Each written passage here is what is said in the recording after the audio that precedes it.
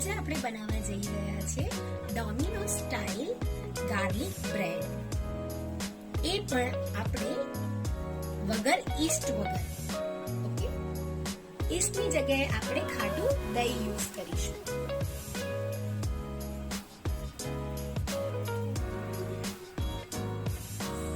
Ingredients બતાવું છું કે મેં કયા ઇન્ગ્રેડિયન્ટ્સ લીધા છે ડોમિનોઝ સ્ટાઇલ્સ ગાર્લિક બ્રેડ બનાવવા માટે. 1 વાડકી છે ખાટું દહીં, ચીલી ફ્લેક્સ, કસૂરી મેથી. 1 વાડકી છે મેદો. મેદાના ના બનાવવા હોય તો તમે આની જગ્યાએ ઘઉંનો લોટ બી યુઝ કરી શકો છો. ઝીણું સમારેલું છે લસણ 1 વાડકી, ઓરેગાનો, સાજીના ફૂલ, બટર, અજમાઈન અને પેરી પેરી મસાલો. ઓકે, અને બેકિંગ પાવડર છે. ઓકે, તો ફ્રેન્ડ્સ આપણે બનાવવા જઈ રહ્યા છે ડોમિનોઝ સ્ટાઇલ ગાર્લિક બ્રેડ. આ મેં લીધો છે 1 વાડકી મેંદો,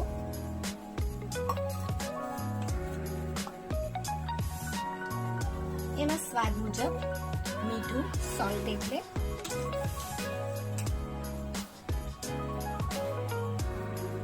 બે ચમચી લીધી છે દળેલી ખાંડ એટલે બુરું ખાંડ,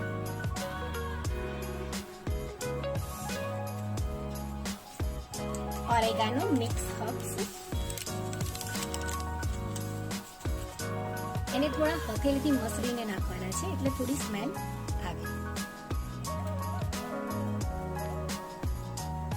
એવી જ રીતે અજમાને બી તમારે હથેળીમાં મસળીને નાખવાનું છે એટલે અજમાની બી સ્મેલ આવે.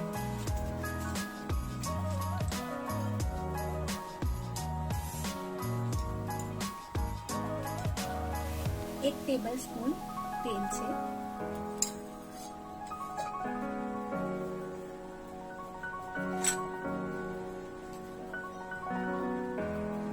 કસૂરી મેથી છે એને બી હાથથી મસળીને લોટમાં નાખવાની છે.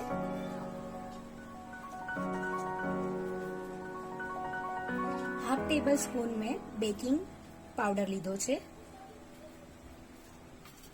હાફ ટેબલ સ્પૂન મેં સાજીના ફૂલ લીધા છે. હવે આપણે આમાં 1 વાડકી જે ખાટું દહીં હતું એ ઉમેરીશું.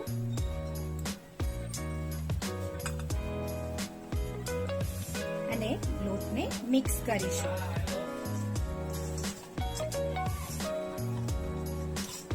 હવે તમે જોઈ શકો છો કે આ આપણો ડોમિનોઝ સ્ટાઇલ ગાર્લિક બ્રેડ બનાવવાનો આટો તૈયાર થઈ ગયો છે.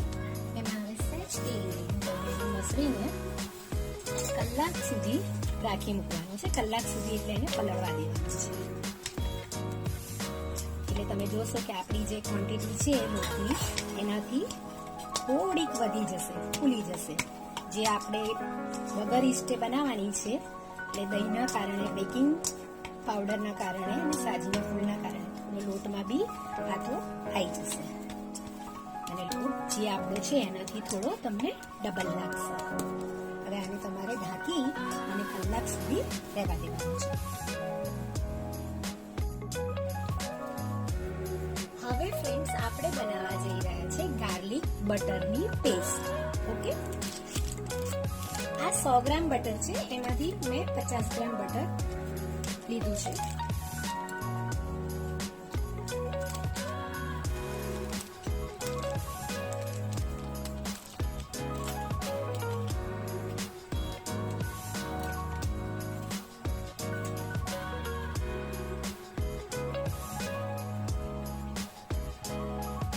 નોર્મલ મેલ્ટ કરવાનું છે, બહુ એકદમ ગરમ નથી કરવાનું. નોર્મલ મેલ્ટ થઈ જાય એમાં આપણા જે આ લસણ છે, લસણ ઝીણા ચોપ કરેલા છે એ એડ કરવાના છે.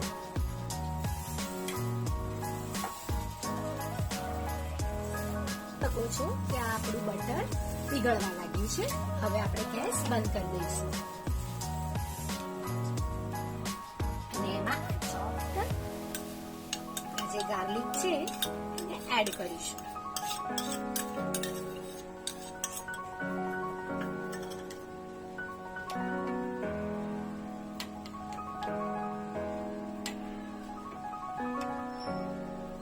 આપણા લસણની પેસ્ટ બી છે, તો હું થોડી લસણની પેસ્ટ બી 1 ચમચી એડ કરીશ, એટલે એનો સ્વાદ સરસ આવે એ માટે. થોડા ચોપ ગાર્લિક બી લીધા છે અને થોડી 1 ચમચી પેસ્ટ બી લીધી છે. હવે આને આપણે ઠંડુ થવા દઈશું. મેં આ ટીન લીધું છે. આ ટીનમાં આપણે બ્રેડ બનાવવાના છે. એને હું ગ્રીસ કરી દઈશ બટરથી અને થોડો આટો છાંટી દઈશ, જેથી બ્રેડ નીચે ચોટે નહીં.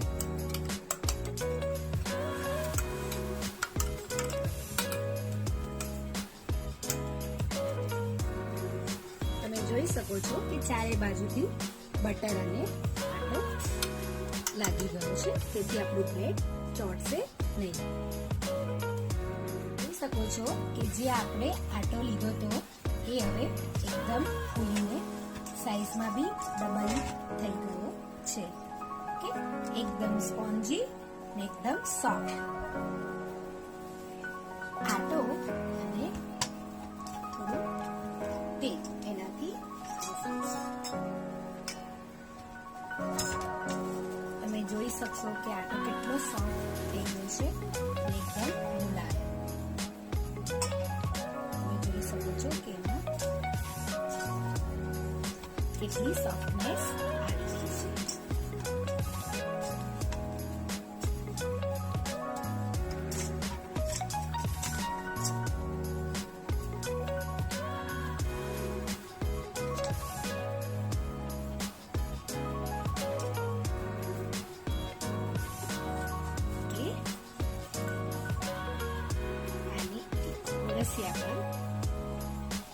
સોફ્ટ હાથે, એકદમ સોફ્ટ હાથે કરવાનું છે.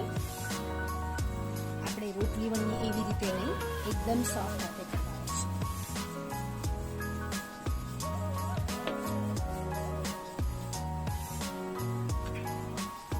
અને થોડી એની કન્સિસ્ટન્સી ઠીક રાખવાની છે. તમે જોઈ શકો છો કે બજારમાં બ્રેડની કેવી કન્સિસ્ટન્સી હોય છે, એવી જ રીતે થોડી ઠીક રાખવાની છે.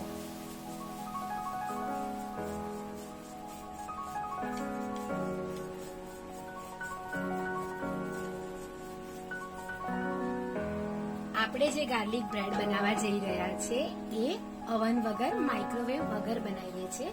એટલે એક કડાઈમાં તમે રેતી યા તો મીઠું, સોલ્ટેડ મીઠું આવે છે એ બી લઈ શકો. મેં રેતી લીધી છે, નદીની રેતી લીધી છે. એમાં રેક મૂકી અને પ્રી હીટ કરવાનું છે 10 મિનિટ પહેલા. 10 મિનિટ હું આને એકદમ કડાઈને ગરમ થવા દઈશ. ત્યાં સુધી હવે આપણે ધીરા તાપે એને 10 મિનિટ ગરમ થવા દઈએ.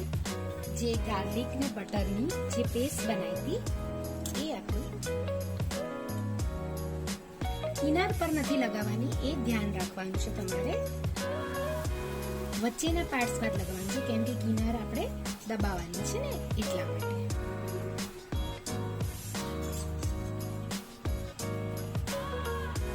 આની અંદર તમે કંઈ પણ સ્ટફ ભરી શકો છો. ચીઝ છે, માયોનીઝ છે, કોર્ન છે.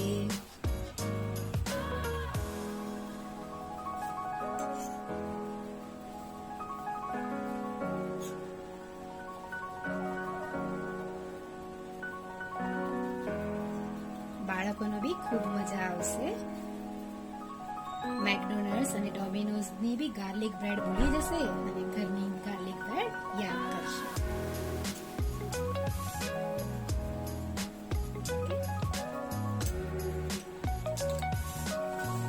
આમાં સ્ટફડ કર્યું છે આપણે જે પેસ્ટ બનાવી લસણ ને બટરની એ.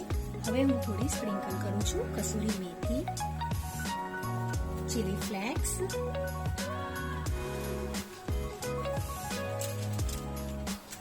ઓરેગાનો, પેરી પેરી મસાલા,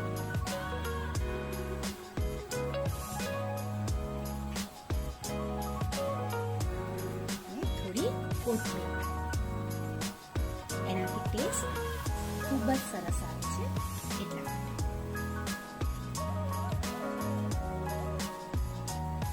આ કિનાર પર દૂધ યા તો પાણી તમે કંઈ પણ લગાવી શકો છો.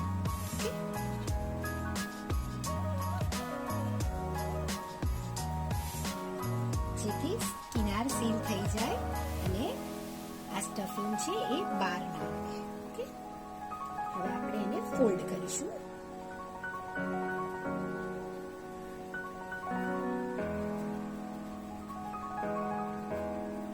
તમે આને ફોર્કની મદદથી બી પ્રેસ કરી શકો છો એટલે કિનાર આપણી એકદમ સીલ થઈ જશે, જેથી સ્ટફિંગ તમે જે બી ભર્યું હોય એ બહાર નહીં આવે. ઓકે, હવે આમાં થોડા આપણે સ્લાઇસ કાપા કરી દેવાના છે.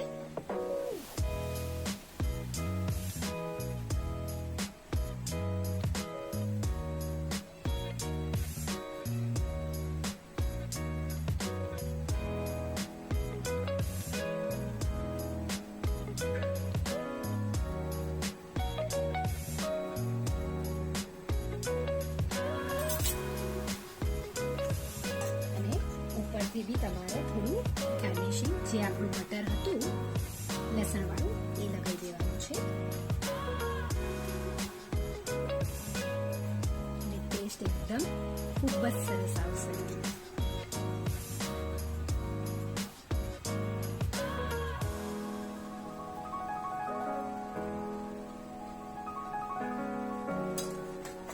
અને ઉપરથી બી હું સ્પ્રિંકલ કરીશ હર્બ્સ, ઓરેગાનો, ચીલી ફ્લેક્સ, પેરી પેરી મસાલા અને કોથમીર.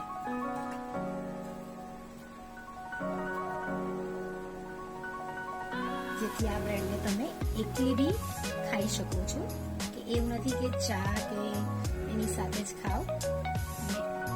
મસાલા બ્રેડ છે એટલે મસ્ત તમને લાગશે.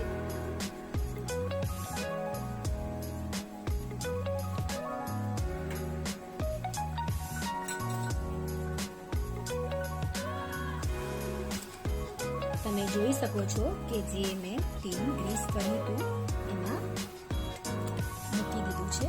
હવે આને આપણે જે પ્રીહીટ કરી હતી કઢાઈ એમાં 15 થી 20 મિનિટ માટે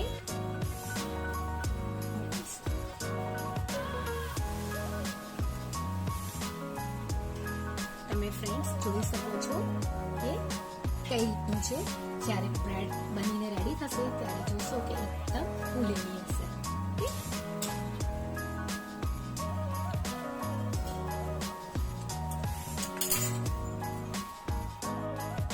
એવી જ રીતે ફ્રેન્ડ્સ આપણે માઇક્રોવેવમાં બનાવવાના છે. માઇક્રોવેવમાં ઓનલી 5 યા 6 મિનિટમાં રેડી થઈ જશે. ઓકે,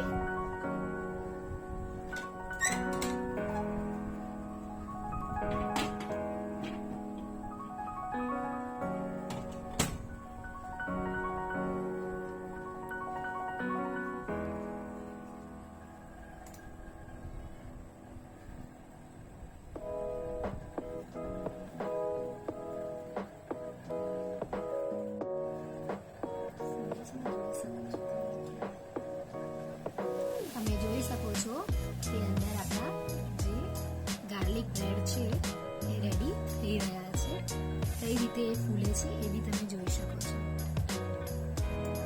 જોઈ શકો છો કે આપણા માઇક્રોવેવમાં આ ગાર્લિક બ્રેડ રેડી થઈ ગઈ છે. ઓકે, કલરની લુક પરથી લાગે છે ને તમને? જોઈ શકો છો કે આપણી 15 મિનિટ્સ થઈ ગઈ છે. તો આપણી રેડી છે delicious garlic domino style bread. તમે જોઈ શકો છો ને કે આપણે કેટલી કન્સિસ્ટન્સી હતી અને એનાથી વધી ગઈ છે, ફૂલી ગઈ છે. કલર્સ બી એકદમ પરફેક્ટ બજાર જેવો જ છે. ઓકે, હવે તમે જોઈ શકો છો કે આપણી આ બ્રેડ રેડી છે. તમે જો પાછળથી બી એનો લુક જોઈ શકો છો.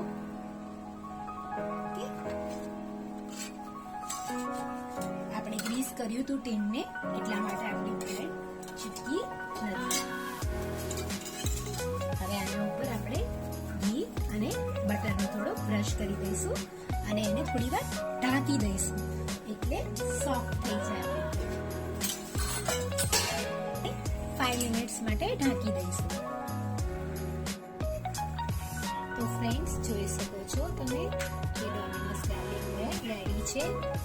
આપણે એના પર સ્લાઇસ બી કરી હતી એટલે તમે જોઈ શકો છો એની કન્સિસ્ટન્સી બી કેવી છે, એકદમ સોફ્ટ. Okay, bye bye.